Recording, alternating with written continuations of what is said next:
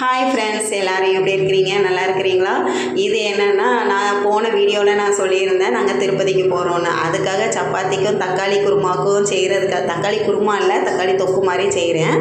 அதுக்காக நான் வெட்ட போகிறேன், பசைய போகிறேன்னு சொல்லும் போது என் பையன் நானும் ஹெல்ப் பண்ணுறம்மா அப்படின்னு சொல்லிட்டு 2 பேரும் உட்காந்து ஹெல்ப் பண்ணிக்கிட்டு இருந்தாங்க. ஆனால் அது வேறு கதைங்க. ஏன்னா உட்காந்து அது பாடாக போணுச்சு அந்த கதை. அதுக்கப்புறம் பார்த்திங்கன்னா சப்பாத்தியை போட்டு குருமாவையும் சைடு பை சைடாக வச்சுக்கிட்டு அந்த தொக்கையும் வச்சுட்டு அப்புறம் எல்லாத்தையும் பேக்கிங்லாம் பண்ணிவிட்டு தூங்கவே இல்லை. அன்றைக்கி அந்த ஃபங்க்ஷன் முடிச்சுட்டு வந்த நேரத்தில் இருந்து நான் முடிச்சு தான் இருந்தேன், தூங்கவே இல்லை. அதுக்கப்புறம் வேனில் ஏறி ஒரு 5 எங்கள் அண்ணி வீட்டில் போய் எங்கள் அண்ணி ஏற்றிட்டு அதுக்கப்புறம் திருநெல்வேலிக்கு கிளம்புனாங்க பாருங்கள். அந்த செகண்டில் தான் படுத்து தூங்கினேன். திருநெல்வேலிக்கு சேர்ந்ததுக்கு அப்புறம் தான் நான் முழிக்கவே செஞ்சேன். அதுக்கப்புறம் பார்த்திங்கன்னா இறங்கி கொஞ்ச நேரம் ட்ரெயினுக்காக வெயிட் பண்ணிக்கிட்டு இருந்தோம். ஏன்னா டீ குடிச்சிட்டு அதுக்கப்புறம் வெயிட் பண்ணிக்கிட்டு இருந்தோம். அதுக்கப்புறவு 3rd தான் இருக்காங்க அப்படின்னு சொல்லிட்டு, அந்த 3rd தான் அந்த ட்ரெயின் நிற்குது அப்படின்னோடனே அங்கே போய் நின்று அந்த வீடியோலாம் எடுக்க முடியல. Sorry for the disturbance. அதுக்கப்புறம் பார்த்திங்கன்னா ரொம்ப ஃபீலிங்கோடு உட்காந்துருந்தோம். ஏன் தெரியுமா? அதாவது ரிசர்வ்டு தான், ஆனால் ஏசி கிடையாதுங்க. ஒரே வெக்க. ஏன்னா ஃபுல் டே விளாக் பார்த்துக்கோங்க. அப்படிங்கும்போது எங்களுக்கு எப்படி இருக்கும் நீங்களே யோசிச்சு பாருங்கள். அவ்வளோ வெக்கையில் அப்படின்னு நனைஞ்சி தான் உட்காந்துருந்தோம் எல்லாருமே.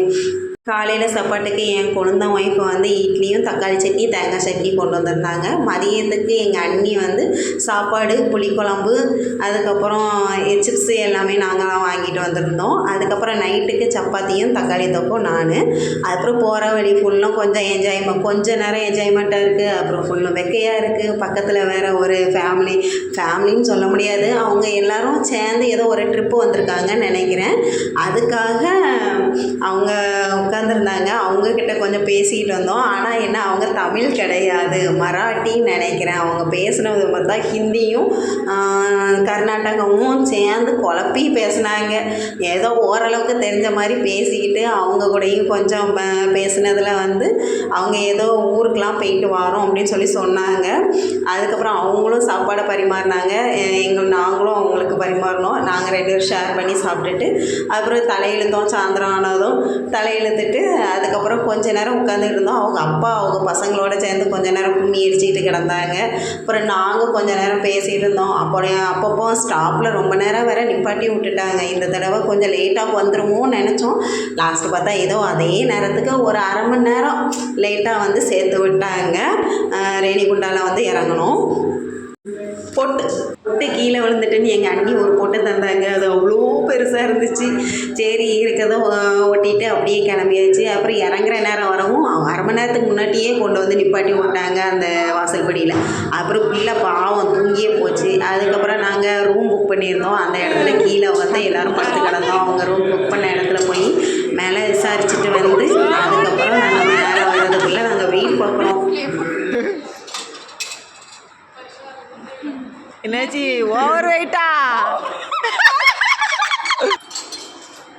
86 சொன்னா